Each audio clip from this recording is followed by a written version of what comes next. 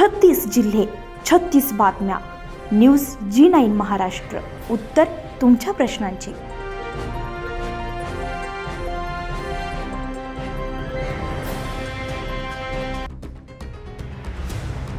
धारणी येथे राजवीर जनहित संघटनेचे अध्यक्ष तसेच परिसरातील विद्यार्थ्यांनी केंद्रीय शिक्षण मंत्री धर्मेंद्र प्रधान यांच्या राजीनाम्याच्या मागणीसाठी उपविभागीय अधिकारी SDO कार्यालयामध्ये निवेदन सादर केले. यावेळी आंदोलनकर्त्यांनी केंद्रीय शिक्षण मंत्र्यांना प्रतिकात्मक स्वरूपात एक पेन अर्पण करत विद्यार्थ्यांवर लाठीचार्ज करण्याऐवजी या पेनाचा उपयोग राजीनामा लिहिण्यासाठी करावा असा संदेश दिला.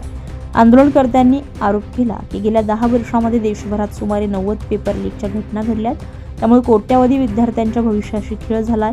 त्यामुळे सर्व पेपर लीक प्रकरणांची निष्पक्ष चौकशी करून दोषींवर कठोर कायदेशीर कारवाई करण्यात यावी अशी मागणी करण्यात आली आहे. निवेदनाद्वारे भविष्यामध्ये अशा घटना पुन्हा घडू नयेत यासाठी प्रभावी यंत्रणा उभारावी तसेच शिक्षण व्यवस्थेमध्ये पारदर्शकता राखून विद्यार्थ्यांच्या हितांचे संरक्षण सुनिश्चित करावे अशी मागणी देखील करण्यात आली आहे. हम सभी धारणी के विद्यार्थी और राजवीर जनहित संगठन अध्यक्ष आज SDO ऑफिस में आए हैं कि धर्मेंद्र प्रधान द्वारा जो असफलता उनके पद में दिखाई जा रही है और शिक्षण व्यवस्था के साथ में जो खिलवाड़ हो रहा है उसके खिलाफ में हम SDO कार्यालय धारणी में आज निवेदन देने के लिए आए हैं. और साथ ही हम ये एक पेन धर्मेंद्र प्रधान को गिफ्ट कर रहे हैं कि इस पेन हम जो विद्यार्थी ये पेन चलाने वाले हैं हम पे लाठी ना चलाई जाए और इसी पेन से आप इस्तीफा दे दीजिए.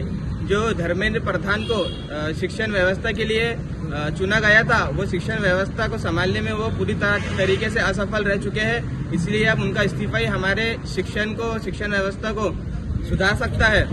इसलिए हम ये निवेदन लेकर यहाँ पर आए हैं और जो 10 साल के अंदर 90 पेपर लीक हुए हैं उन पेपर की जांच हो और उनके दोषियों को कड़ी से कड़ी सजा दी जाए, उन पर कार्रवाई की जाए. ये मांग आज हम धारणी में SDO सर से करने वाले हैं. इसी विषय में आज हम SDO कार्यालय धारणी में मौजूद हुए. न्यूज G9 महाराष्ट्रासाठी दर्शन येणे, धारणी.